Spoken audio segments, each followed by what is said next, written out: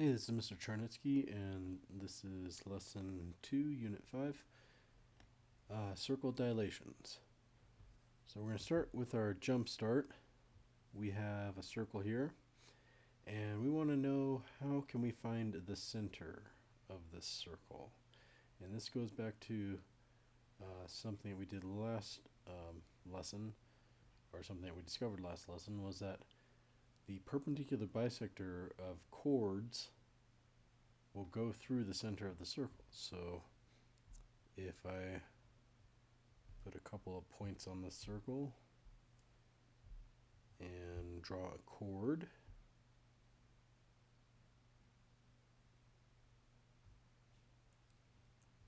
like so,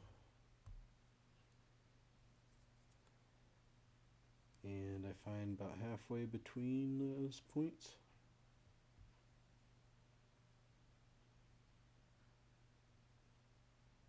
So about roughly, maybe about here.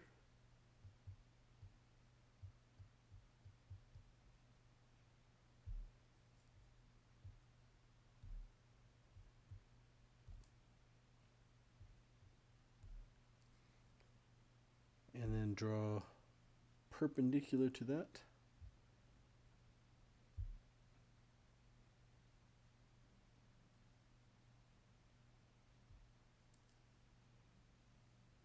A line. We know that line is going to go through the center of our circle. I don't know where it is, but it's roughly somewhere on this line. Probably draw a little better on my perpendicular. I don't think that was quite perpendicular.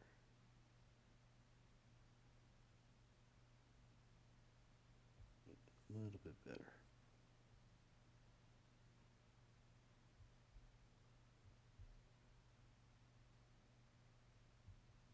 Okay, let's try it one more time.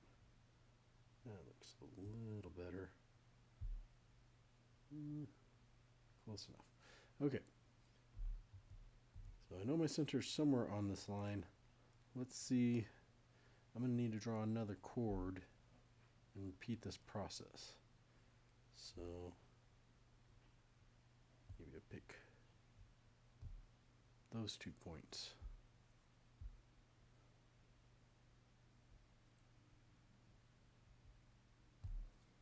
Draw a chord. And then find the midpoint.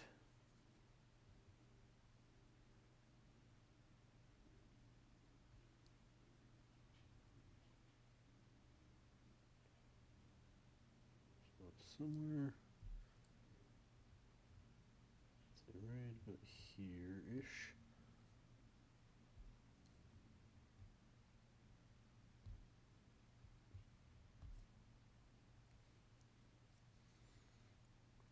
And then once again, we're going to draw a line perpendicular through that point.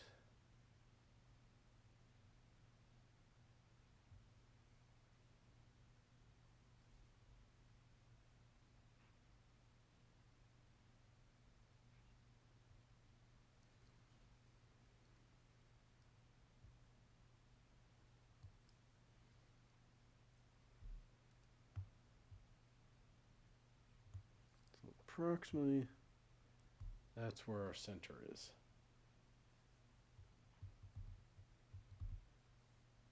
And that's one way we can do it. Okay. So if I was to describe this strategy, I would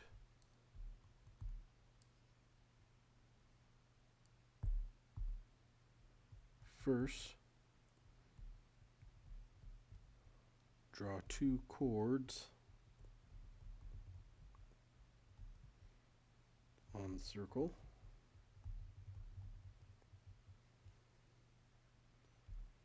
And then 2, find the intersection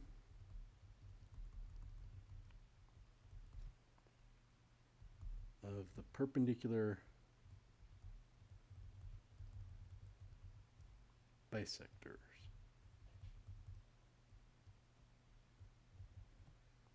of those chords.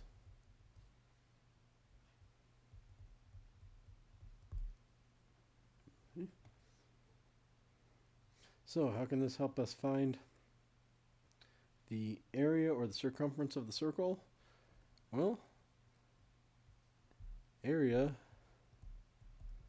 is pi times radius squared, and circumference is equal to 2 pi r. So in both cases we need to know the radius, so finding the center can help us find the radius, which then we can use to find the area or circumference of our circle. All right, let's go to our lunch. The statement, all circles are similar, may seem reasonable, since all circles have the same shape, even though they may be different sizes. However, we can learn a lot about the properties of circles by working on the proof of this statement. So it seems kind of obvious that these two circles are similar, just one's a bigger version of the other. But we're going to work through a process of demonstrating that and proving it. So remember that the definition of similarity requires us to find a sequence of dilations and rigid motion transformations that superimposes one figure on the other. So Liam is describing to Noah how we would prove that circle A is similar to circle B. Liam, translate circle A until its center coincides with the center of circle B. Then enlarge circle A by dilation until the parts or until the points on circle A coincide with the points on circle B. Or you could shrink circle B by dilation until the points on circle B coincide with the points on circle A. So that's Liam's description. So we're going to move A, scoot it over, translate it so A is on top of B, and then do a dilation. So either shrink the big one down or the smaller one, shrink it up or expand it up. Noah has some questions. After the translation, what is the scale factor for enlargement that carries circle A onto circle B? Well, if we're going from small to big, the scale factor would be related to some dimension, some side length. We can compare some side length, but we don't have any side lengths. We have a radius here, and that radius, after the translation, from the bigger one to the smaller one. So for question 1, the scale factor, if we're going from small to big, would be the bigger radius over the smaller radius. Okay. For the second question, if we went the reverse, if we wanted to go from big to small, we'd simply flip that fraction.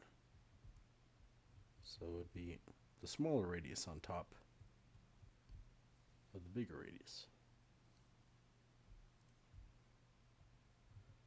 And finally, the third question that Noah asked, how do we know that the result of the dilation is still a circle? Okay. Well, if we imagine that we didn't dilate, if we didn't translate first, if we were dilating from a point outside the circle, one thing that we could do, we could imagine that a center of dilation, if I line up our centers here,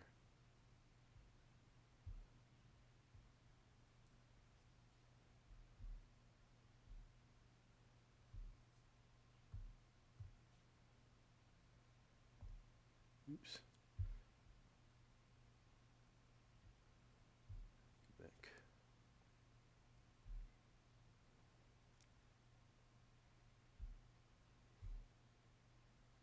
Okay, sorry. try that again. If we line up our centers of our circles and sketch a line, and we follow this line that is tangent to our circles, R and S,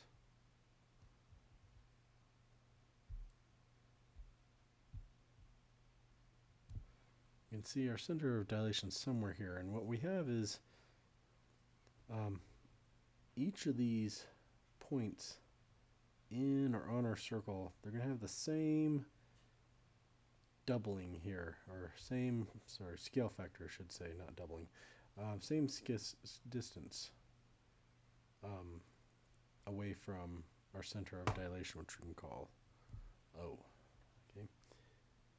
You could also look at these triangles that we've kind of formed here. These are going to be similar triangles, and we know they're going to be similar triangles. One, because they have the same angle at O, and another is based on the property that you haven't studied yet, but that you'll learn, and that is these angles have to be right. If you have a radius and a tangent, it forms the right angle, so we end up with these similar right triangles. And we can do this with any other point on there, so we know that any point on our circle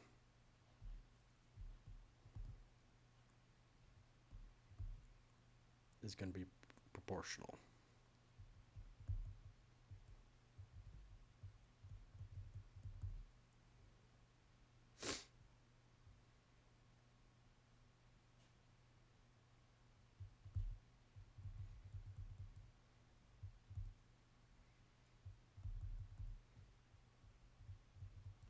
So any point on circle A will have the same proportional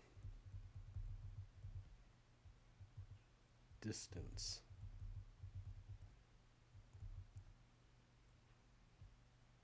to the center of dilation. So based on Liam and Noah's discussion, we were probably convinced that circle A and circle B are similar. Another way to convince ourselves that it's similar would be to find the center of dilation. That's what we did up here.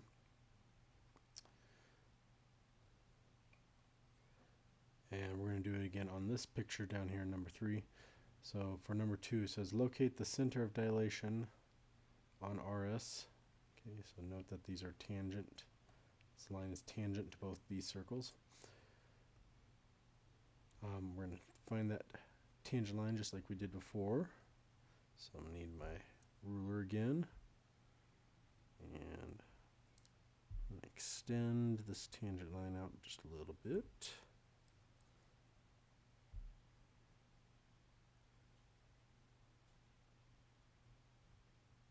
And we'll line up our centers. Oops.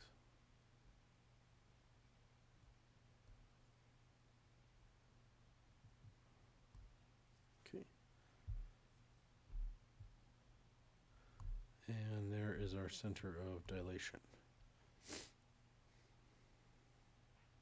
Okay.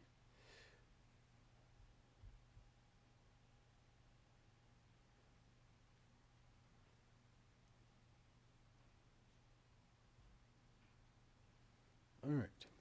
So the reason we know that that is the center of dilation, so O is the center of dilation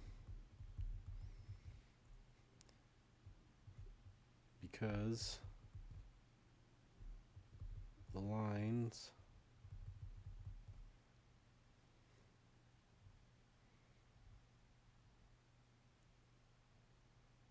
move from image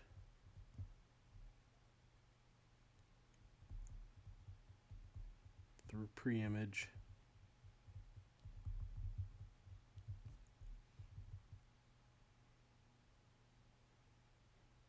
to the center of dilation. So this is something we've done, just not with circles.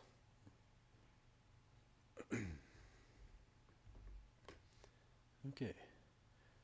Question 3. Draw some chords, triangles, or other polygons inscribed in each circle that would be similar to each other.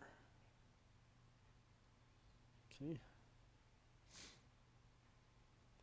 So let's pick a few points on our circle, maybe our 2 circles. Maybe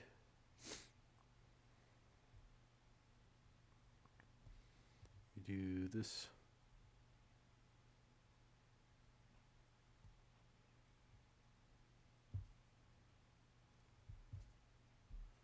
These 2 points, which I'll call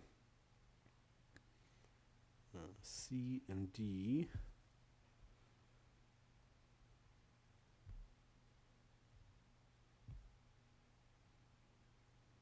And I will connect them with this purple line here. Okay. And actually I want to make sure I get those same where they'd be exactly on the bigger circle. So I'm going to line up C with O with my ruler.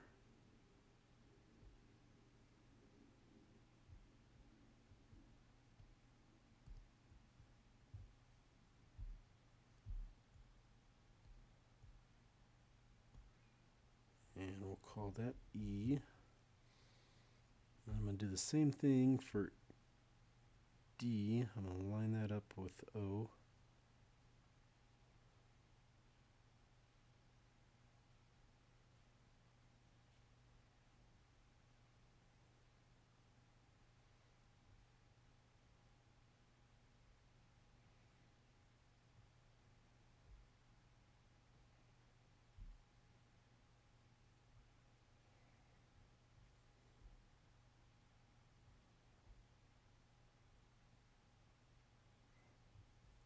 Let's see, can I get this?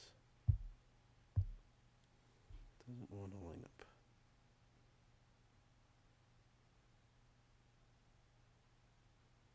There we go.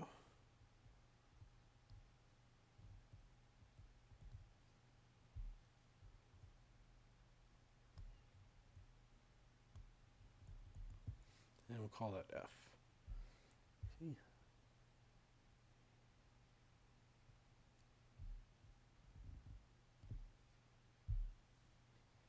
All right. If I wanted to, I could actually make a triangle out of these, maybe with the center or with maybe with R. We'll make it a nice inscribed triangle here. Let's do different colors here for the different segments. Let's do orange for CR and ES. And maybe we'll do like a light blue. Connect R and D.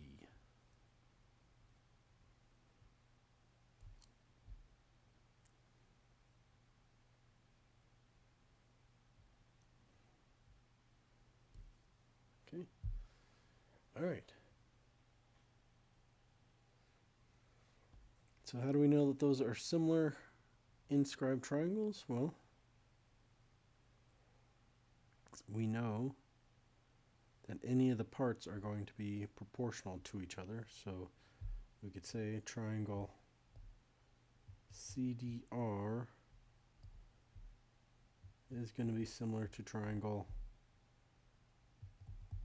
EFS. For several reasons, we could say that they're all dilating from point O. All the points have the same scale factor.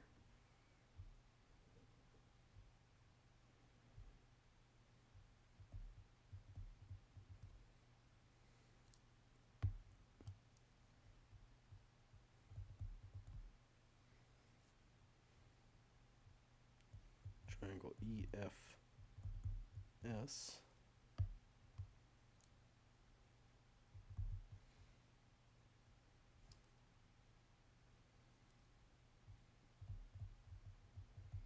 made of points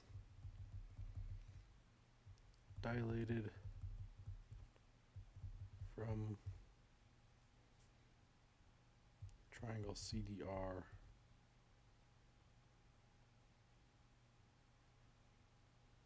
from point O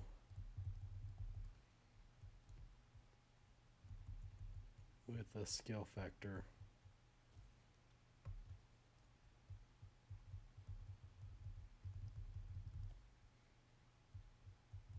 of R2 over R1. So the bigger radius over the small radius. So we can just say that these 3 points have been dilated from this triangle, or from these 3 points on this circle, just like the whole circle has been dilated from this smaller circle. So we know the 2 triangles are going to be similar. And since those 2 triangles are similar, we could set up a couple proportionality statements. We compare a couple of sides here. So for example, we could say EF over CD, comparing those 2 top sides of our triangles, would be equal to SF over RD, so the sides on the right,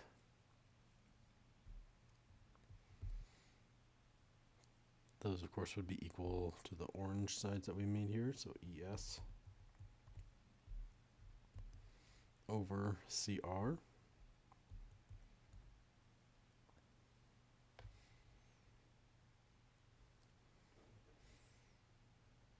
And we could draw lots more. All of those, of course, would be equal to the scale factor of our entire circle, so R2 over R1. Okay. But another one, a proportionality statement maybe we hadn't considered. What about the circumference? Maybe like the circumference of the big circle over the circumference of the circumference of the big circle over the diameter of the big circle compared to the circumference of the smaller circle over the diameter of the smaller circle. Okay, well, let's think of why this might be true. Okay, well, the circumference of circle A is equal to 2 times pi times the radius of 1. So let's just write that down. So 2 times pi times the radius of 1. Okay. And the diameter of circle A would be 2 times the radius of 1. Radius 1. Whereas the circumference of B, where circumference is 2 pi r, so this one will be 2 pi times radius 2, and the diameter of circle B would be 2 times, not 2 times pi, 2 times the radius of circle B. Well, let's think about what cancels out. Well, the 2's are going to cancel out in each of these cases, and the radiuses are going to cancel out in each of these cases. And so what we end up with is a proportionality statement that really is just pi, or is equal to pi. So the relationship in both these cases is that the circumference over the diameter of any circle is pi.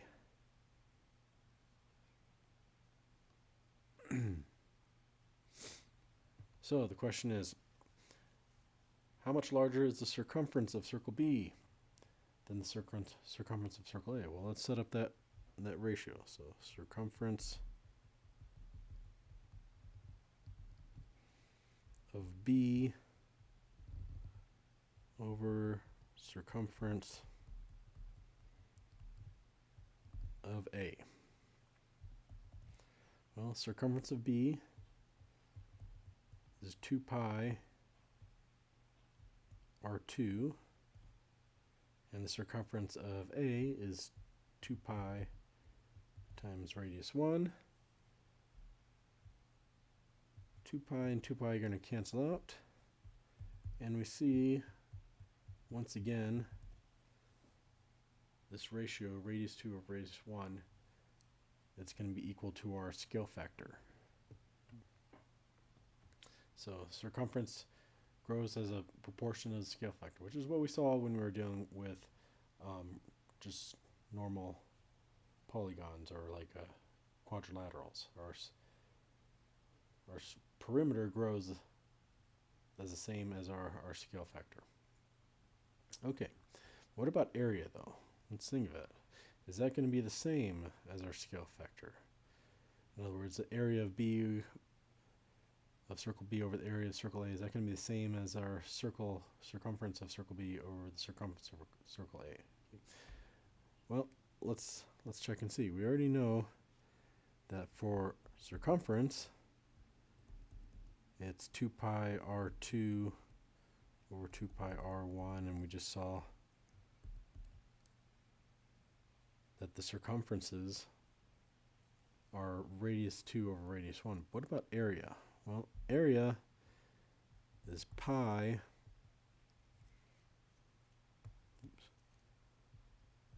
r squared.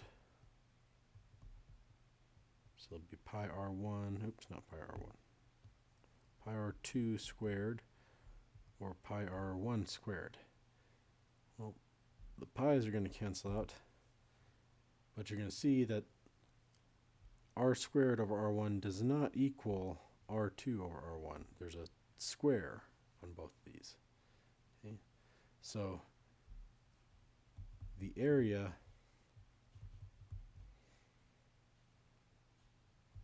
of the proportion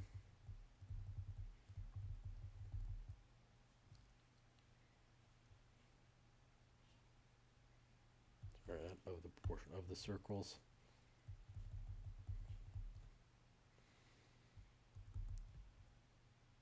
is equal to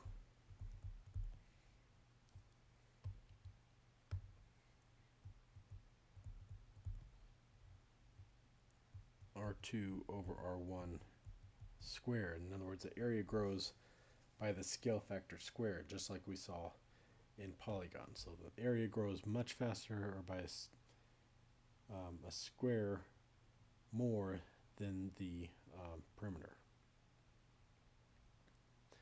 Okay, this is the last question here. It says develop a strategy for finding the center of dilation for two circles. And we're going to do the same thing that we've been doing. We need to find some corresponding points and connect a line. Well, one way that we can do that is we can line up our ruler and find a couple of tangent points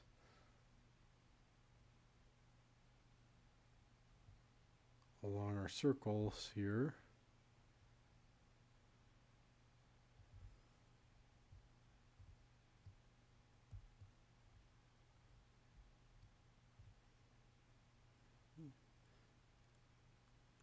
And we'll just draw a line connecting those.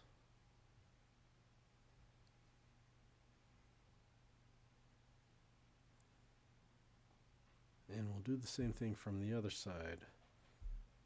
See if we can line up, find a couple of tangent points.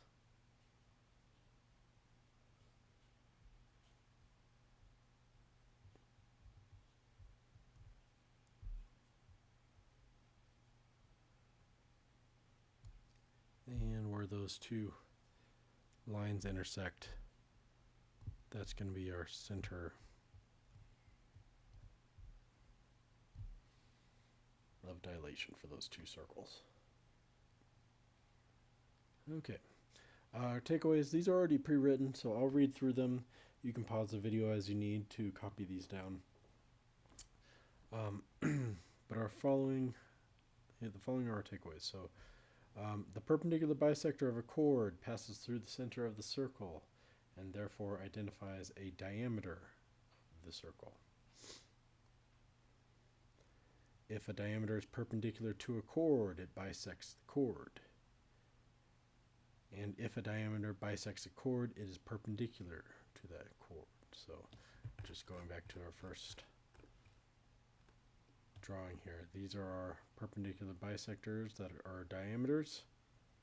Okay. And they bisect and are perpendicular to our chords.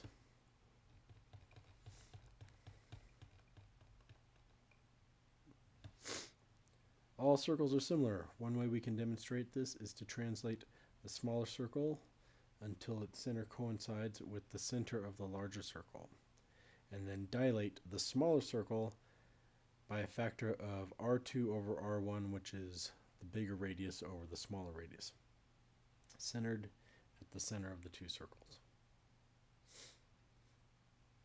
Another way we can demonstrate this is to find the center of dilation that carries one circle onto the other. To find the center, we can draw the following two lines to connect the corresponding points of the two circles. The line that passes through the centers of the two circles, and a line that is tangent to the two circles. So if we're looking for the center of dilation, we can connect the centers of these two circles and a line that is tangent to them, and you'll find the center of dilation.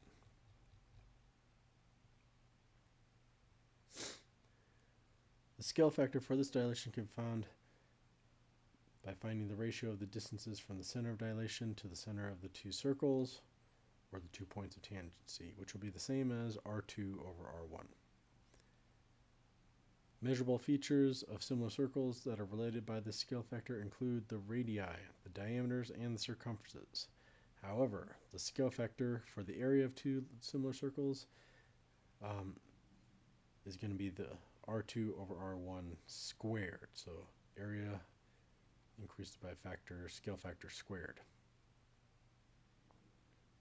Okay. In this lesson, we learned how to demonstrate that two circles are similar. One method is to translate one circle so it coincides with the other. Then we can dilate the smaller circle about this common center until it coincides with the outer circle. A second method involves finding the center of dilation that would carry one circle into the other. The formulas we would use to find the circumference or area of circles are dependent upon the fact that all circles are similar. And this brings us to our retrieval.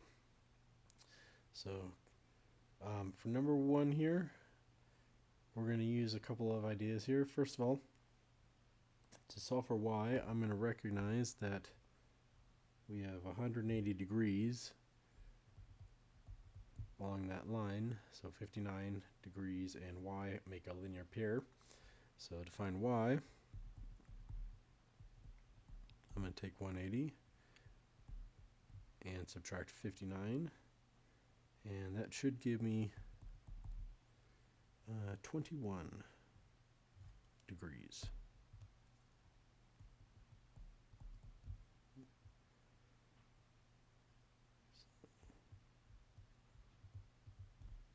All right. Oops, 121, not 121. That looked a little small for 21. Okay, 121 degrees. Next, I'm going to recognize that I have a triangle, TSR,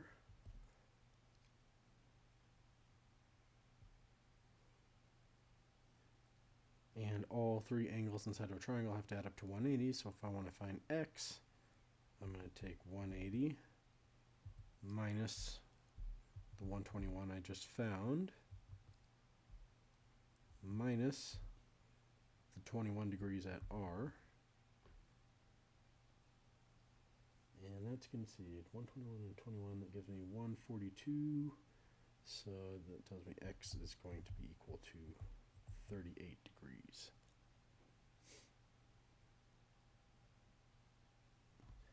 And there's our two answers.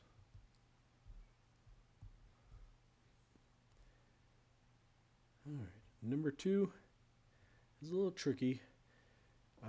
If we're going to construct the line of reflection, we first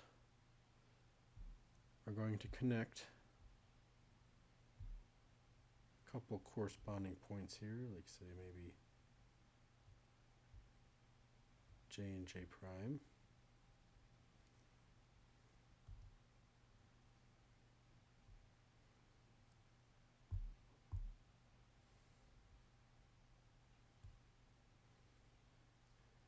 And then we're going to find the perpendicular bisector between them.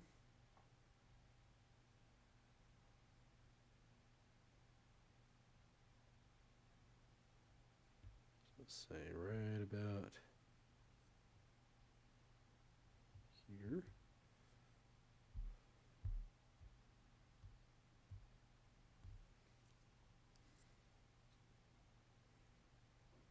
Find that midpoint. And we could do the same thing between G and G prime.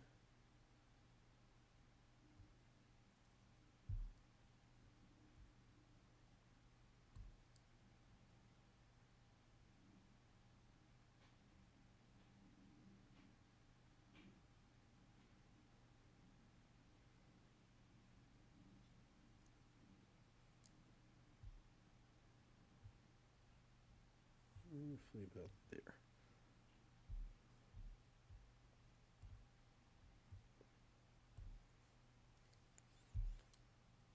So found the midpoints between those two segments, and then if we connect them, we should get the perpendicular bisector.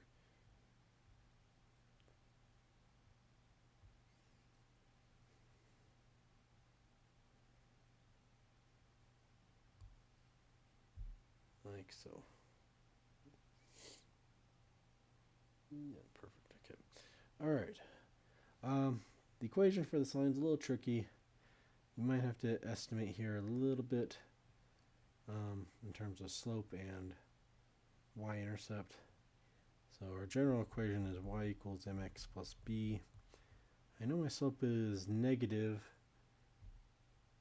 Question is, what is the, how much is it going, what's our rise over run? So it's kind of like, just kind of estimating.